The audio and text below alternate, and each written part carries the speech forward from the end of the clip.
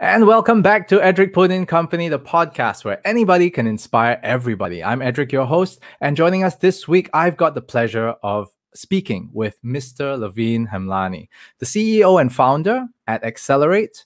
Xccelerate is reinventing education systems and pioneering the future of upskilling and reskilling. So Lavine and I are going to be talking more about professional development and how things have changed. It's not just about chalking up the hours in courses, but identifying what works for you. So let's get this podcast started.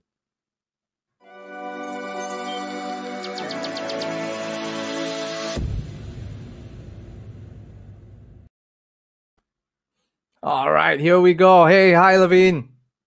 Hey, Edric, how are you? I'm good, man. I'm good. How's everything with you? It's great. Now, tell us a little bit more about Xccelerate and what you guys are really doing around here. It's amazing. Fantastic. Well, first of all, thank you for having me on your show. I'm absolutely delighted and honored. Xccelerate is a education to employment platform, and our whole goal is to try and reinvent the way workforces are being built and are addressing some of the world's greatest challenges. Our education systems are completely obsolete, and now more than ever, we need millions of people learning very valuable skills in things like artificial intelligence, software engineering, cloud, cyber, agile, product management, design thinking. Virtually anything that you can think of that really isn't taught in schools is becoming more and more necessary and relevant for companies across Asia that are facing this talent gap. And it's not just in hiring these sort of very highly specialized talent, right? It goes way beyond. It goes to companies that are being formed in biotech and fintech and regtech and all sorts of tech that now also need their own people, their own workforces to learn these skills and use them to innovate. Because now we're sitting in a situation where it's innovate or die. And so one of the things that we're really passionate about is giving tons of talent the skills to go from zero to hero. These are our reskill solutions, finding all sorts of people from all walks of life that can go get jobs through our integrated platform in all sorts of great companies and move up in life, but also really push the world forward. So we try and inspire them to go fight climate change, to go fight breast cancer, lung cancer, use their almost superpowers to go do good for the world, because now more than ever, we need that. And on the company side, we work with some of the largest Fortune 500 companies and governments across Asia for them to use government grants as well as our own platform to maximize their ROI when it comes to preparing their people for the future of work and for them to innovate within their culture using education. Oh, that's an amazing thing. It's huge. The market is so different from what we used to think about, right? With courses, which is basically, back in the day, it was just about using Excel and Word and even learning about database management and SQBs and all that kind of thing, right? Just doing some data here and there. But now here we are talking about AI, technology, blockchain, crypto. There's so much that's being shown on the platform, and you're getting the talent based on the platform that you have to be able to share that information with one another, and that's really great. I do also want to check, right? Like, say for example, how long has Xccelerate been in the market at this point in time? I started the company about 4 years ago, and we've got about 15,000 alumni across Asia. That's amazing. 15,000 in just 4 years. And how did you even get started with that? This is amazing, because now looking at this whole thing, right? You started off as an investment banker. So how in the hell did you end up getting into the tech and education sector? Yeah, that's an interesting question. So all my life, I thought I'd be a hedge fund guy or investment banker. And when I finally got there, when I was in New York, I found that I was drawn to something else. I could feel the sort of compulsive desire and maybe a bit of a restlessness when I was in my role as investment banker. It wasn't a bad role. It was just, it wasn't right for me. And I found that I really wanted to do something entrepreneurial that could change the world and could have a very positive impact. And so I tried to find this, I guess, calling and truth by leaving that job and going on this world-changing sabbatical. I went to about 27 countries in about 6 months after leaving Wall Street to try and discover myself and to discover, like many young people, what I actually want to do with my life. And when I was in Africa, I had a chance to go build some schools, which totally changed everything for me. right? It was spiritual, it was cathartic, it was beautiful. It was honestly one of the most special moments of my life to see that with my efforts and a team's effort, we can change the course of an entire community, of an entire individual's life because of education. A lot of the problems that the world faces is because of obsolete education systems, right? And a lot of the solutions actually come more than anything else from education systems. We as a human race are the byproduct of our environment, of our inputs. And if our inputs are so yesterday, then we're not training people for tomorrow, right? If our inputs are so incentivized for people to go get jobs as lawyers, accountants, bankers, which isn't a bad thing, but then where are all the smart, young, hungry people that are fighting all the world's greatest challenges, getting us off meat, for example, getting us into space, getting us, really into the future of where our unlimited boundaries lie as a civilization. And talent is really the game changer. So when I started to realize that, I came back to Hong Kong after a pretty tiring 6 months and really energized after this calling I found building this school. And I looked around and I said, okay, I definitely want to do something in education. I want to do something very spiritually connected and very, soulful. But what could that be? It's not building a tutorial center, and it's not getting another job in finance again. And I looked around, I just was looking at the problems, like what is really going on. And in Hong Kong, it's so hard to find great talent, in product management or in coding or what have you. And so a lot of these companies have no choice but to offshore and outsource. And at the same time, many people wanted to go learn those skills. It wasn't that people in Hong Kong wanted to stay outdated. So there's a big problem. Like society is trying to move forward. Companies need to hire for this. Universities can't adapt. So what are we going to do? And so it started off very humble, and I'd spent all my savings on traveling, so I didn't have much. But it started with a dream of maybe, maybe I could do something here to help the city become better. Because if we could accelerate, education systems, we could accelerate Hong Kong, and therefore we can accelerate Asia.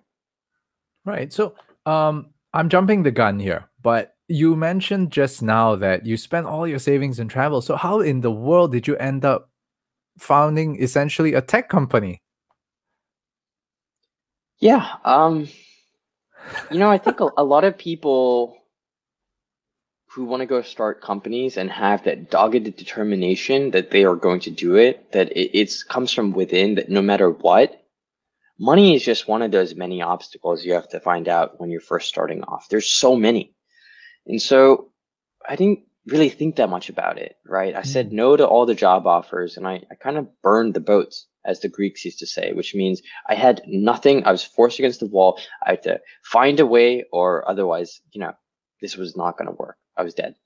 So yeah, I used what most people forget exists, which is customer financing. You build a product and you sell it to customers, and then you use that as your initial working capital. And so I had the idea, I had the concept. I was able to get 16 students in our first boot camp. Back then, it was just a boot camp business, and then it evolved into a EdTech to employment platform.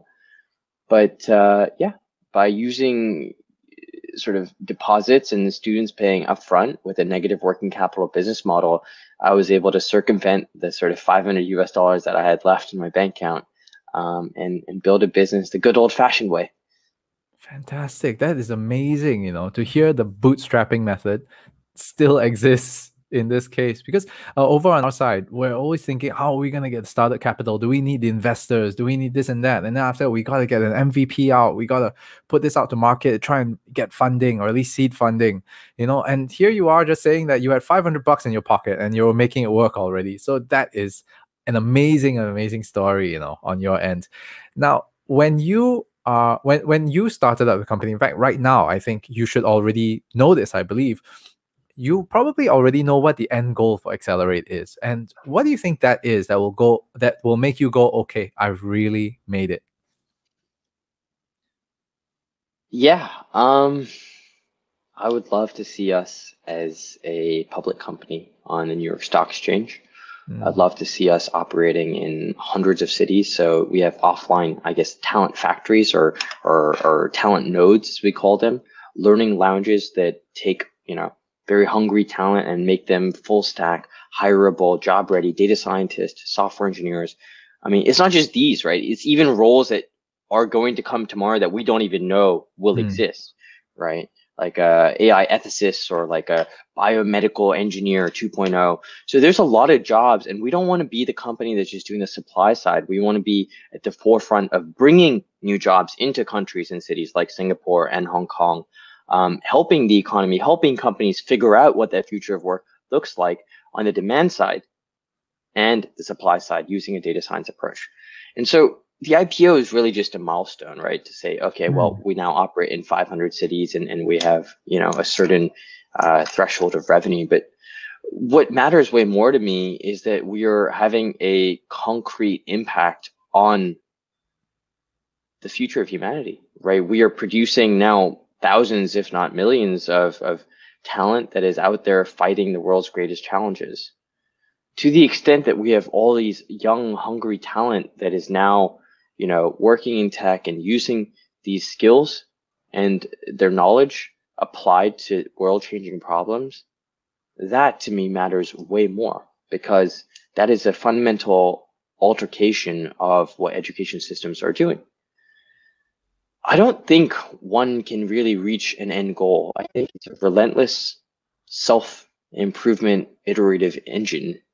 And so the destination is, a very large, a Goliath, an iconic brand that's well respected, that's changing, the future of work and the landscape of labor markets across Asia, if not globally. But I think what matters the most is really that impact, not these sort of one-off milestones or you've done some sort of capital raise and all. We're so focused on the long term, which is changing the entire education to employment system. When we talk about that now, the issue, I think that a lot of the regular men and women and anybody who is out there working, the biggest issue is that, yeah, okay, we're thinking about it. Oh, there's courses, there's a dime a dozen, for professional development. And then I'll be asking this thing, is it credible? There again, so many fly by night. Why should I do this one online, for example?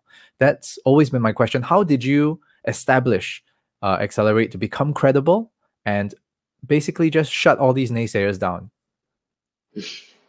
Yeah, there's a lot of naysayers that come along the way. Yeah, no PC responses here, by the way, on the Epic podcast. Listen, a lot of people are going to tell you what you're doing is stupid and you shouldn't do it and you should go back to being an investment banker, especially if you don't really know what you're doing. I was 22, 23 when I started my company, and so I really didn't know what I was doing. But what helped was removing this idea of perception of credibility, right? Just because a course has a certain brand doesn't mean it contributes to a learning outcome. Like learning and education are very different. Yeah. People learn in mentorship and offline and online and social and peer and doing a project and doing a lab, right? A course is just a course. A certification is relevant, don't get me wrong, but I focused a lot more on outcomes, right? Are these companies that use us and use the government grants that help them get discounts and sort of increase their ROI on L&D with us? Are they getting outcomes? Are there people doing innovative work? Are they able to solve business challenges? Are they able to move away from business as usual? Same with the governments that we work with and upskill and reskill. And the same thing goes back to the individual. Right? If you're going through the course, does it get you to your outcome? Do you get a job? Do you get multiple job offers? And so seeing it as a problem to be solved and seeing the education and learning are very different helped me kind of overcome the are we credible or not? Because we weren't back in the day. We were a new brand and there was a lot of things we had to figure out and fail and learn and keep going. As time went on, we had more alumni, we had more companies that we work with, we had government accreditation, we had awards, we had instructors that had amazing backgrounds and super, super focused on the mission. And most importantly, we were able to get outcomes, right? Thousands of outcomes. And if we can just keep focusing on that, matters a lot less than a certification, right? If you go to the gym, right, you go there for an outcome, right? Mm-hmm. And the same thing happens with education. It's almost like a gym for your brain. And so as long as people get the outcomes, that matters way more than online, offline, pre-recorded, live, that sort of thing. and everyone is different. And so I think one of the most important things when you address this is not about credibility, but it's more important to say what works for me. People shouldn't take a course because it works for someone else, right? Everyone has their own learning style, their own learning way, their own methodology, their own, everything around learning. It's such a personal decision. How do you kind of let someone else decide that? You have to look for truth. You have to be an independent thinker and say what's right for me and be as honest and objective as you can. Absolutely. Absolutely. Then that brings up another question, which is, when we talk about identifying the trends and gaps in professional development, I mean, we had this conversation offline, the previous time, and we were really looking at, how is it that we can identify this person's skill set and the gaps that they need. To me, this one was very, very key, and I really didn't know whether or not machine learning could really do this, or do we still need a group of people with a set of metrics to be able to understand all of this? I mean, how do you go about doing that? Are you speaking more at the individual level or at like an economy level? Where are the gaps? Yeah, I think it would be, for me, it's more at the individual level, but maybe you could touch on the economy level first. Let's go big first. Yeah. So if you look at job data and look at census data and really approach it with objectivity, right? It's not meant to be a subjective. I think we should go start producing more product managers. No, I mean, we're in touch with the Singapore government and MOM and all these different agencies. And there's real data that shows all those large tech companies that are coming to Singapore are in dire need of data engineers, product managers, data scientists, and that the local economy does not have that. It's a huge supply-demand imbalance. And when that happens, innovation is withheld, right? We are holding ourselves back just because we don't have the talent of the future. And so it's a really simple thing, right? If there's a demand-supply imbalance, can we address it? If so, does it help the world move forward? If so, then we proceed. If there's no demand-supply imbalance, like, oh, there's a job, but there's tons of talent for it and very few vacancies, or vice versa. There's tons of demand for it, but we can't actually address it because like, I don't know, doing a space program right now, probably a little out there, a little bit difficult in this moment. But these sort of things are always front and center, to look at it with a very analytical, objective, logical, truth-centric approach. And I think the same thing goes to an individual level as well. When we work with companies, some of the largest Fortune 500 companies, they grant us access to data. And so we speak to C-suite, CEOs, CIOs, CTOs, and we get their sense of where P&L has to go, where the business has to go, where the digital transformation has to go, which is a great data point, more qualitative. And then we have a quantitative, so we do surveys, feedback sessions, interviews and all with the grassroots level. So we have a comprehensive bottom-up and bottom-down approach, or top-down approach, that allows us to be exhaustive in our skills gap analysis for companies and for governments. And then that, this is what we'll do next. This is the problem. Let's identify the problem first, not the solution first. And the same thing goes to an individual, right? So we did companies, we did governments, we did economy level, but even at the individual level, asking yourself, where do you want to go, right? And inverting, the inversion principle. So if you have to get to a certain place, how are we going to get there, and work backwards? Working backwards, I find, is a really valuable skill set. So if someone has to become a data scientist or product manager at a certain company, then we work backwards and say, what are the skills they need? Soft skills, hard skills, motivation, domain knowledge skills. And we try and package that less of a certification and more of a full stack end-to-end solution that solves the problem. That's all we care about. We want to solve the problem, because when we can, we release human potential. Absolutely, absolutely. It's very different from what a manpower agency does. Let's be clear on that. That's but for sure. We work very closely with them, right? I actually think this is something we didn't do much of in year one, but as we were approaching year 3 and 4, we got very close with government. We got very close with setting up public-private partnerships, because even the companies, then, most people don't realize that, but there's a lot of government money to incentivize companies to spend on their staff for retention and for upskilling and for reskilling. No one really knows this, and it only works with government accredited companies like ours. But this is a great thing because, you know, in a COVID world, it's hard to justify spending on L&D. But if, you know, the government covers 80, 90%, if not the whole thing, why wouldn't you, right? It would be a moral obligation to your people to always invest in them, and a moral obligation to your shareholders that you're innovating by having people who have the latest skills.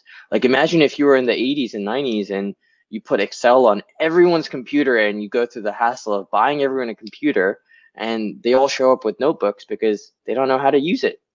So, you know, but it's a bicycle for the brain. It's like such a genius thing to give these tools. You unlock such creative expression and literally, for lack of a better word, accelerate human productivity.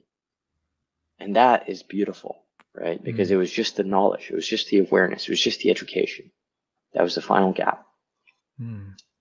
When you were also mentioning that you were talking a lot about the C-level and the C-suite guys, and I always wonder to myself, you know, the vision, the mission, and the objectives that you need to hit, and all this in the business world can be very clear.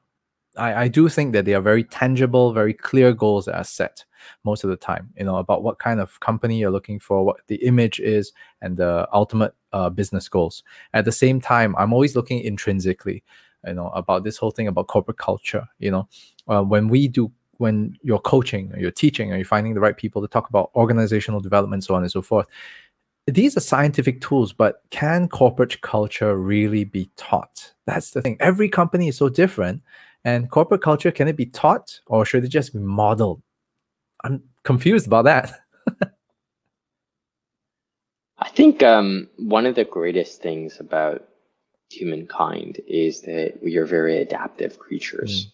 If I'm a demotivated individual, but I'm surrounded by, even right now, an environment of high potential people that are doing amazing things, I'm going to let that, it's a process of osmosis. It's just going to sink in without me even realizing it. My body, my mindset, everything I say, do, and think is going to mimic the tribe I'm around. So, and vice versa, right? If I'm around a negative culture, or a you know, one that doesn't have the right values, or one that prioritizes process and bureaucracy, that's going to become me. And the crazy thing, Edric, is it's not just who I become at the workplace. It's also who I become outside of the workplace. Yeah. If I'm super ambitious at the workplace, I'm probably going to be even more ambitious with my health, or my financial goals, or my fitness goals, or my relationship goals. And so the universe is really interconnected. Not to get philosophical, but people are very adaptive, and subconsciously, if you let things sink in, if you just put them in an environment and the input is really good, the machine doesn't actually do anything. If input is good, the output is good, right? If input is bad, it's just a law of nature. It's literally the law of cause and effect. You can't fight that law. It just is the way it is. That's a universal principle. So if you can't fight it, you know, you should embrace it. You should use it to your advantage. You should be the architect. You should be very careful. You should be super, super conscious of the way you think about values and culture and professional development. And you should own it. You know, you should totally drive it and be the architect of it. Corporate culture, the biggest challenge is that once it is established within the company in itself, let's just say, for example, okay, you're working with these guys and it's okay, this is how we get it done. This is the model and all that. Boom, 10 years later, a new head comes in, and, you know, there's a chance that the whole thing could just be, you know, dug up and thrown out, and a brand new system starts all over again. So the problem is that corporate culture, do you think that that's something that is based on a long-standing name like tradition, or is it something that's constantly evolving?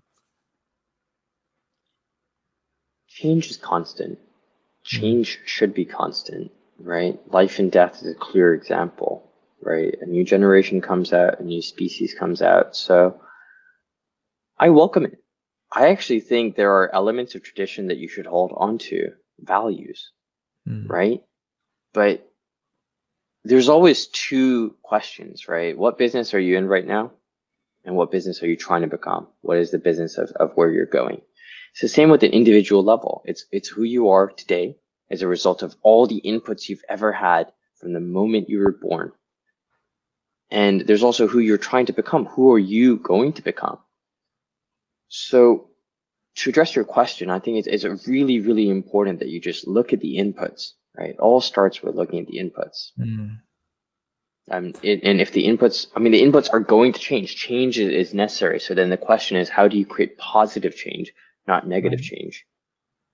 Yeah, thanks for bringing that up, because it's something that, I mean, you've just changed my mindset about something, that's for sure. Because initially, I used to think that setting up a company means, okay, the company is, I want to build it this way. I want to build it this way, and it's going to run forever. You know, that's the dream. But the thought of succession, the thought of making it better, you know, and succession, like what you mentioned, it has to evolve, it has to keep changing, and it has to keep improving, for better or for worse. It will change, that's for sure, and nothing lasts forever, you know. So yeah, thanks for changing my mindset about that. Really, it was super rigid at that point when I was It's a thinking very about it. Buddhist principle, right? Very, like, you have to accept change. You have to embrace change.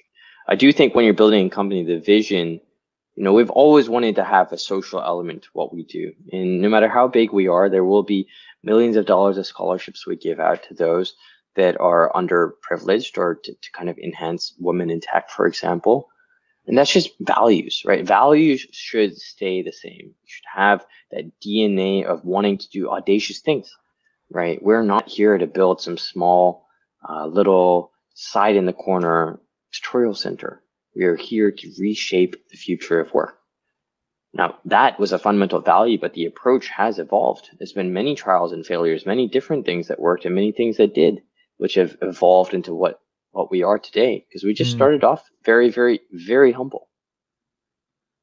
You know, we were talking about training top tier guys, and you're getting also feedback from the bottom. Now, I love the sandwich part. That's all the meat. It's in the sandwich, right? So that's middle management for you. You know, we're all stuck in the middle. And by we, I mean me.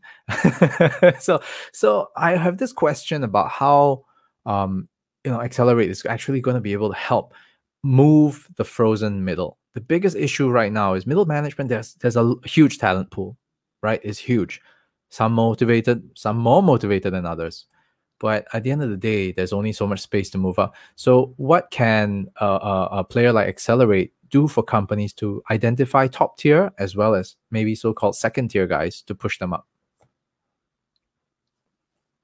I've never believed in forcing anyone to do something they didn't want to, right? If someone is at your company and is not motivated and clearly isn't responding to higher potential or more responsibility, or go learn and explore and become something, you can't force it. Even if you think you can, you fundamentally cannot force it, right? That's just nature. It's just the rules of nature. You can't force it, even if you think you are. The frozen middle is the majority, right? And so many people leave jobs because there's a ceiling they hit. So many middle management want to exceed the middle management, but they just don't know how to. And so one of the things that I found to be super, super integral is to not make L&D and training a exercise, a check in the box. And this is something that the industry is waking up to. It's a very rude awakening. Like, you know, that thing when you spend once a year, you know, everyone flies in for a 3-day immersive course on something at the Shangri-La Hotel. Again, it's super fun, but learning can't be static, right? There's no outcome. You need to have a lifelong learning attitude. You need to have new just-in-time learning for middle management to learn something new every day and every week. So we are a lifelong learning platform, the same way that many people will go and go to Netflix every day, or Spotify, and have that relationship where they can keep getting new content. We're doing the same thing, right? By having live sessions, by having, mentors that you can talk to every day, you're learning something new every day. So if you are a middle manager and, okay, in order to get to the next stage, I need to have a bit more data analytics. Great. Have a couple of sessions, get that in. Next thing you realize is, I would love to learn Agile. Kanban, be better at project management. Okay, well, you can learn the theory anywhere online, but then to practice it and apply the contextual relevancy of that knowledge, you come to a place like Xccelerate, and then you make it fun, you make it addictive, you make it, with your peers, with your friends, with other mentors, something that you want to do rather than a chore. And so I think the biggest thing is not the resources. I mean, content, curriculum, it's in abundance, it's free, it's out there. It's really environment, it's really network, it's really mentors, and it's really contextual relevancy. If I went to YouTube and went to learn something on data analytics, it'd be useful. But if I went to learn about how, in my industry, for example, a CEO of a much larger EdTech platform is using data analytics, and I could speak to him directly, I've just short-circuited my learning, and I've gotten so much faster by getting straight to, as you say, to the meat of it. So those are decisions that matter. And I think people who have that sincerity and the motivation to truly do it from within, doesn't matter the price, it doesn't matter the complexity. It's really just that it's in their DNA to get it done. Absolutely. When looking for a course, for me, right, the biggest challenge has always been that we've been very blessed that, again, people or HR, L&D, training and development people are always sending out courses. You should come for this. You should come for this. You should come for this.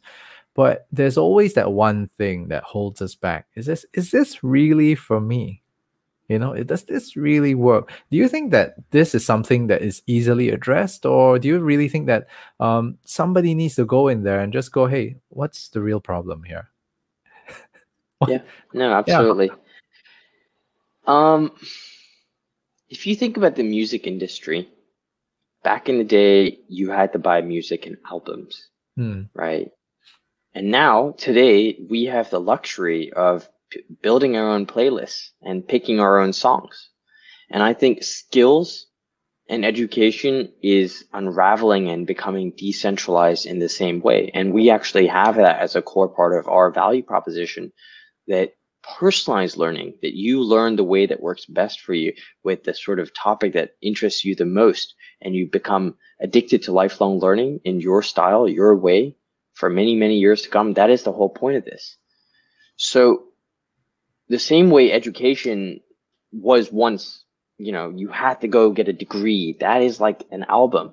It's a set album, set songs. A degree is like a set courses. It has to be like this, but it's unraveling. And so now the question is, listen to your own songs that you enjoy, or you pick and choose the skills that make the most sense for you in your career and your industry and your job.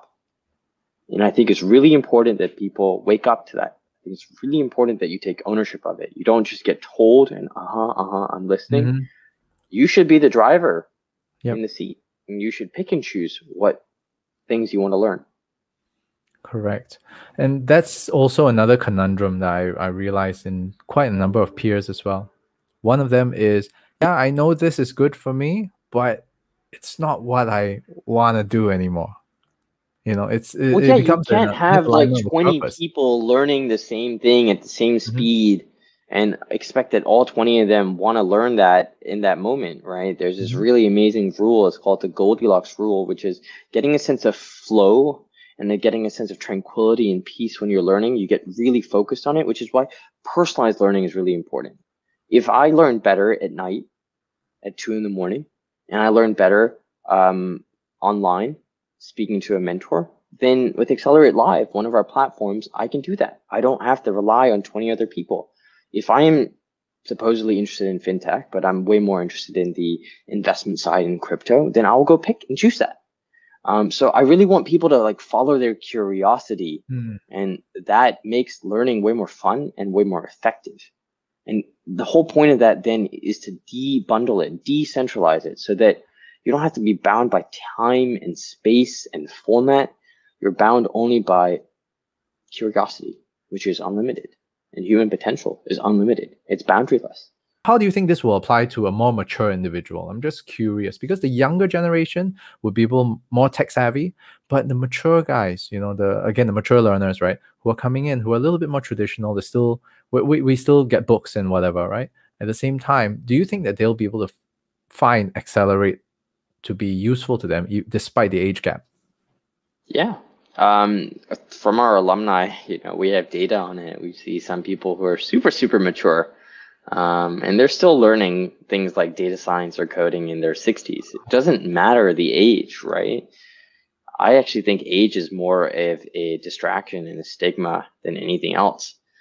So I think what happens is as you go through your 20s and 30s, you may find learning the traditional way, the pre-recorded, let me go get a book and all, doesn't work for you. You maybe have a more inclination to social learning. So if you were on Xccelerate Live, for example, you'd pick the group classes, right? You'd be in small group Zoom classes rather than, 1 to 500 or a pre-recorded video lecture. Now, those that are maybe a bit more mature like to go at it with their own pace. It doesn't have to be like you and I live on demand and all. Again, I don't want to generalize. Everyone learns their own way, but I don't think, and I mean, from the 15,000 alumni that we've had the chance and the privilege and the opportunity and the gratitude to try and impact and touch in some way, it matters the age at all. Right. And one more thing I would like to ask, right, is actually some advice from your side, apart from just looking for the courses. But this is a little bit more for the corporates, the organizational heads, the heads of training and development, learning and development guys. What do you think you would want them to do to be able to help set these middle management guys up for success, assuming that all of them are motivated and want to get to the next level? Is there a structure or step-by-step process that you will walk them through to give them that heads up or step up? Yeah. If I could say something to all the HR and L&D and CEOs that are looking at this issue, the number one thing I would try and tell them is to stop seeing it as an expense. Stop seeing learning and development and innovation that comes from education as something that is next quarter's business or next year's business. Too often, things that are important aren't urgent. And too often, things that are urgent aren't important. Again, I bring the health example. You can eat crap or skip the gym 1, 2, 3 days in a row and nothing will probably happen. But these are important things that you have to do. They're not urgent. And the same thing happens with learning and development. People have a very short-sighted, oh, if I spend $1 on courses, where's the ROI? Well, not everything has the most measurable ROI, but when you have more middle management that achieves more or is able to, create 7-10 hours of efficiencies where they're focusing on other work that's related to your customers and your clients, these things add up, a compound. So number one thing I would say is take it seriously, right? And don't just delay it and don't just, here's, $10 for people to go watch Coursera and just trust that they'll do it. No matter how smart they are, they need learning and development. And I think many founders, many CEOs, they're like, oh, we have all the top talent. They don't need to learn. They'll just do it on their own time and all. That's fine. But if you're spending all this money on really great talent, like $100 on talent, wouldn't you want to spend 101 so that talent was like providing you that much more value? So taking it seriously and investing in talent is really important. The people part is the number one difference between a mega successful company that's ahead of its peers and that is lagging. It's not money. Like if you went and seeded 2 companies $1 million each, the only thing that would matter is the caliber of talent and people, whether or not one became the next big thing and one became a flop.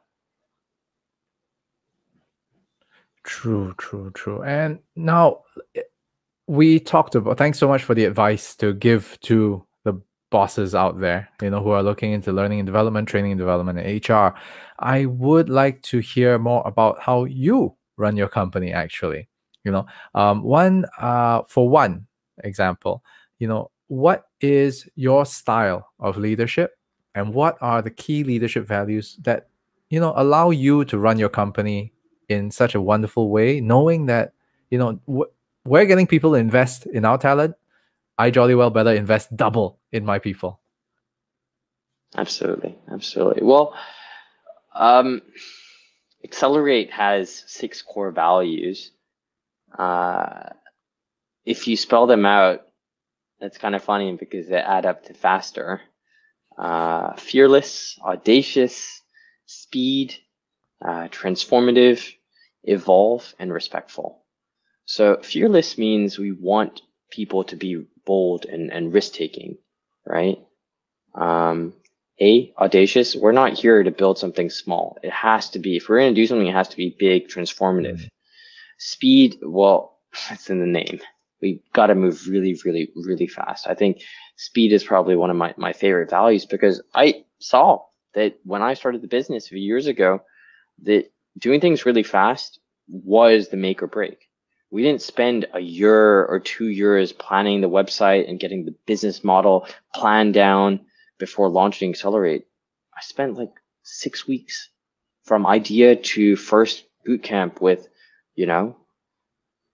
thousands, tens of thousands of dollars of actual revenue within the first few weeks. I think speed is really important because it just allows you to iterate that much faster. Those compound like crazy. Transformative. So I think a lot of companies are fine in the skill space that want to make, let's say, the snail move faster, right? We're not interested in making them snail move faster. We're interested in taking that snail or the caterpillar and transforming them into a butterfly. That means if you're a accountant or a housewife that's learning a bit of Python, fine, you got a bit of skills.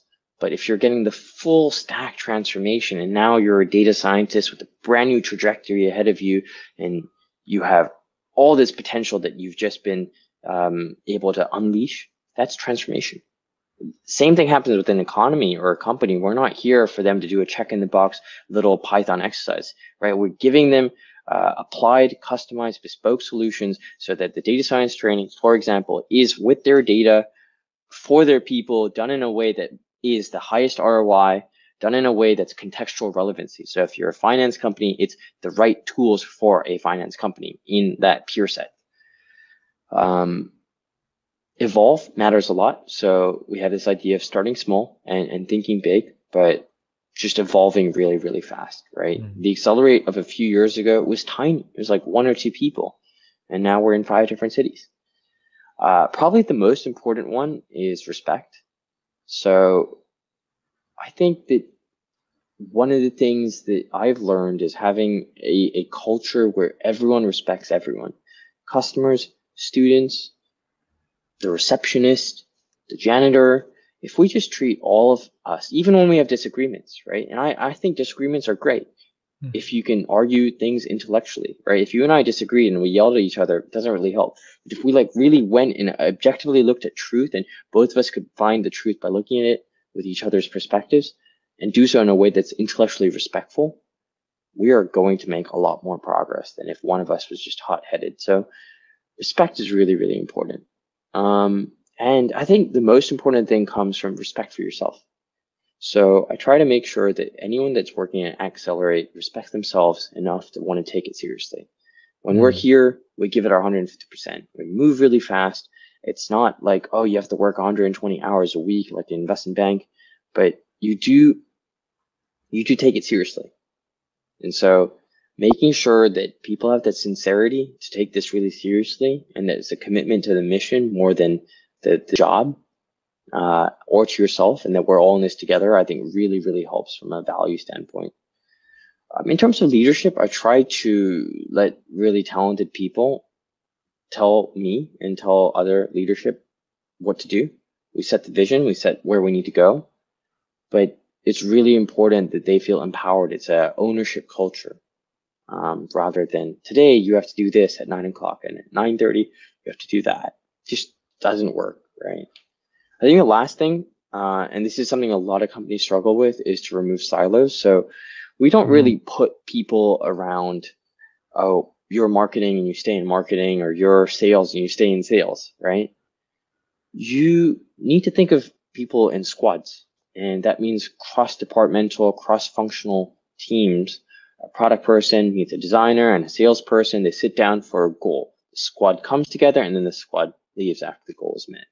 And so these squads that are focused more on the outcome, I think is really way more interesting than this traditional, oh, you're this department, and so you have to stay in a different floor and all, because that sort of thinking is not going to help you innovate. Innovation is just creativity applied to a problem. Agreed.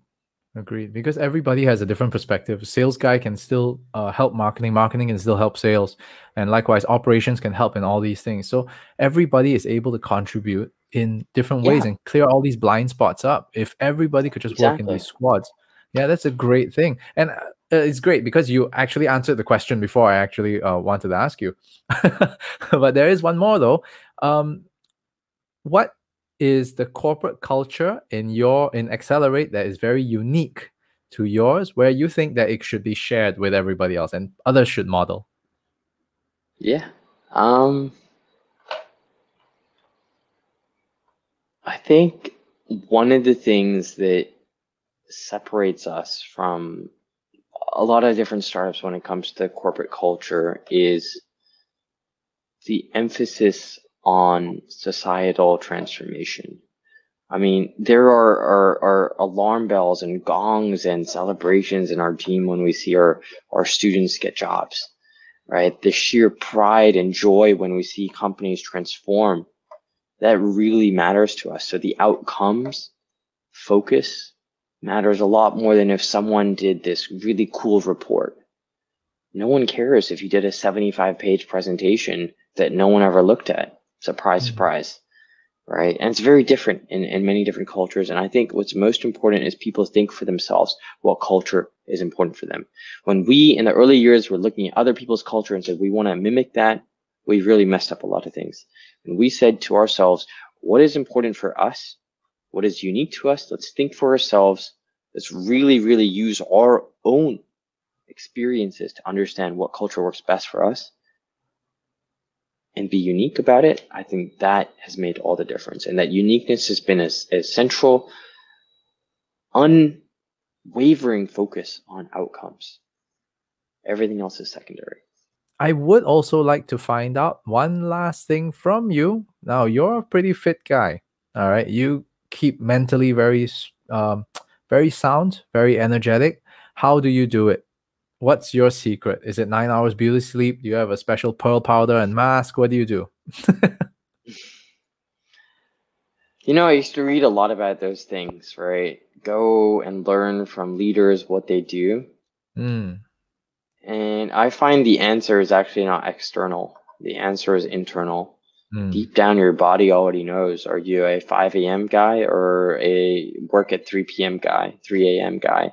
Deep down, your body already knows if you're someone that needs 8 hours or 4 hours of sleep. Being authentic and listening to your body is really, really important. But again, I try to break things down into objective realities. You cannot contravene no matter what. The objective reality is that if you put garbage food in you, you're going to feel like garbage. If you are super, super good at going to the gym and you're, consistent with it, then that consistency is going to matter a lot more than volatility. So if you just ignore all the routines and all this bit of advice and all that, I mean, yes, they're important, but if you just be sincere about it, if you just be authentic, like really, really from the heart, want to be a fit person, want to eat well, want to sleep well, then you spend a lot less cognitive load on, did I wake up at 6 or 6:01? Because you just wake up on your own accord, right? Your body is telling you it needs to wake up at 7 or at 5.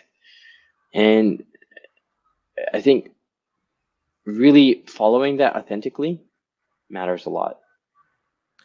We've talked for about 50 minutes now. And all this kind of everything about what you're saying all boils down to finding your own personal truth and being honest with yourself and being truthful and authentic with yourself, or to yourself in that case. And that is probably the most difficult thing to do, especially in this day and age whereby we're clouded with so much noise everywhere. You know, social media, different people telling you different things, what's best for you, and it's very Shut it off. prescriptive. Yeah, I know. Shut So off. that's the thing. Like, do you have that one tip? I mean, some people are doing meditation. That helps. But for me, I don't meditate. I have conversations with myself. I'm crazy in that sense, to be as dismissive as it is, you know, schizophrenic, to hear voices in your head and address it, you know, like, oh, why am I doing this? Why am I doing this?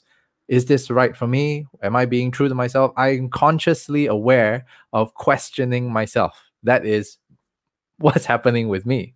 You know, what do you do to shut out all the noise? I don't try to shut it off. My brain is as restless as yours. And I think if you try and right, if I tell you, hey, Edric, don't think about this pen, you just thought about Oh the pen. no, here we go again. The pink elephant in a Don't tutu in the try corner of the and, room. yeah, don't try and control the mind, you know? Focus on what you can control. Transcend the mind. Go past a state of mind where you're so focused on the tip, the trick, the prescription, the advice, that bit of feedback. Like, those are all so surface level. They're so shallow. Like, look at the authentic.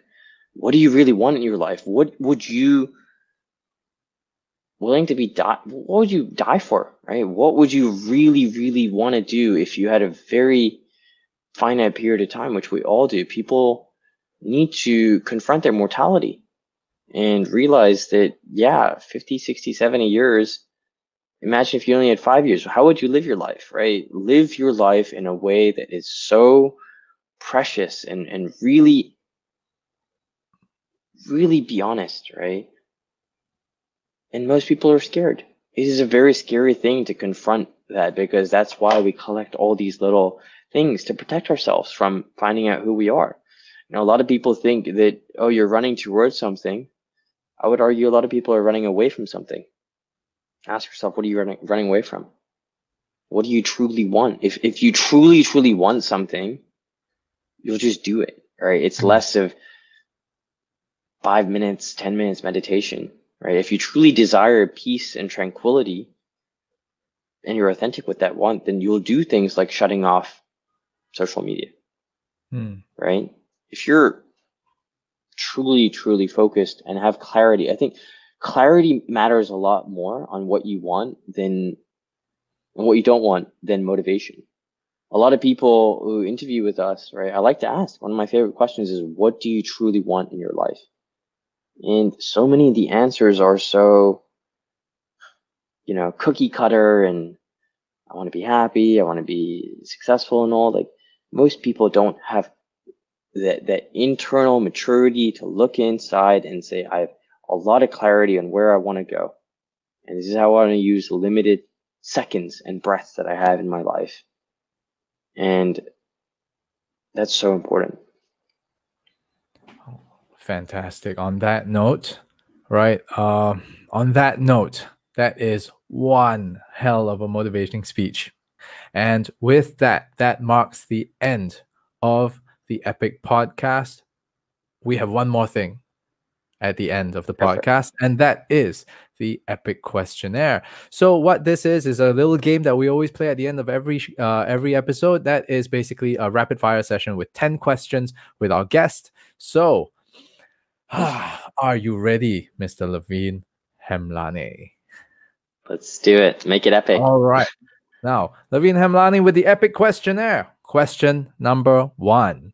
One word that you love the most. Accelerate. One word that you dislike the most. There's so many. Can't. If you could have a conversation with one person, dead or alive, fictional or non-fictional, who would that be? Elon Musk. Elon Musk. Everybody loves Elon Musk.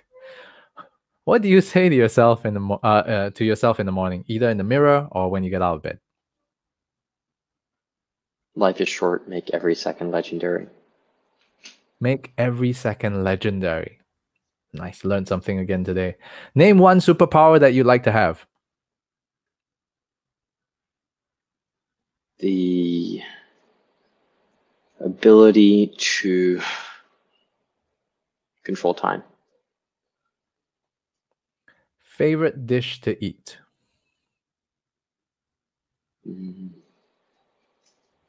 I could totally see myself enjoying a pasta with a glass of wine overlooking the ocean. Favorite travel spot or the next travel spot you would like to go to once borders open up? I, through my sabbatical and all, had a chance to go to 75 countries over my life. And it just shows you when you start to travel that much, how much is left. So I'd love to go to Bali. I've been there a bunch. I love that place. But new spot, I'd love to go check out Iceland. Something in the arts that you've always wanted to do, but yet to do so? Building companies is like an art. I want to build many companies in various fields like education or energy and healthcare. So I think of myself as an artist, and this is my art. But if it was more creative art, I guess learning how to write, like really, really write. And what does retirement look like to you? Doesn't exist. I'm going to keep doing things that inspire me till the day I die. Nice. And how do you want to be remembered? What's your legacy? Someone who changed the world. Short, sweet, sharp, awesome. All right. So, ladies and gentlemen, that marks the end of Edric, Poon and Company with Lavine Hemlani, with the man himself. So, again, Lavine, thanks so much for joining us this week. And for the rest of you, again, check out Xccelerate because you really, really have to see what they have to offer. Ticker is down below. You've probably seen it. If you've been watching the whole thing, you'll see it below. The link is over there. Go visit their website. And lastly, thank you so much for watching. Like, comment, subscribe. We're available both on YouTube, on video, and of course, Google, Apple Podcasts, and Spotify as well. So, ladies and gentlemen, that's us for this week. We'll see you next week. Thank you and bye-bye.